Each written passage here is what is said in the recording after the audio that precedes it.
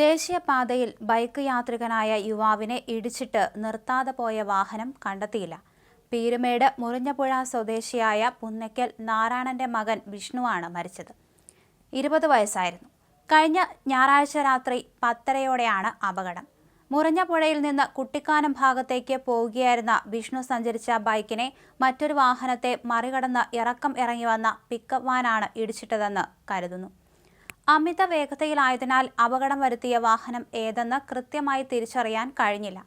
മറ്റൊരു വാഹനത്തിൽ തടിലോടുമായി അതുവഴി കടന്നുവരികയായിരുന്ന പഞ്ചായത്ത് അംഗവും ഡ്രൈവറും ചേർന്നാണ് യുവാവിനെ ആശുപത്രിയിൽ എത്തിക്കുന്നത്. അപകടത്തിന്റെ ദൃക്സാക്ഷിയാണ് പഞ്ചായത്ത് അംഗമായ AJ തോമസ്.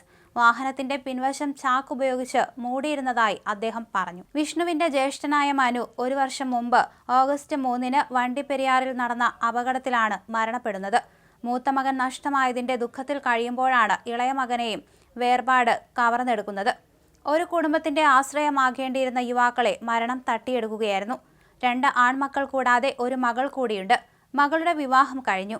മകന്റെ അപകടത്തിന് കാരണമായ വാഹനം കണ്ടെത്തി നൽകണമെന്നാണ് മാതാപിതാക്കളുടെ അപേക്ഷ. വാഹനം കണ്ടെത്തുന്നതിനായി പീരുമേട് പോലീസ് അന്വേഷണം നടത്തുകയാണ്. CCTV ദൃശ്യങ്ങൾ ശേഖരിച്ചിട്ടുണ്ട്. വാഹനം ഉടൻ പിടികൂടുമെന്നാണ് പോലീസ് പറയുന്നത്.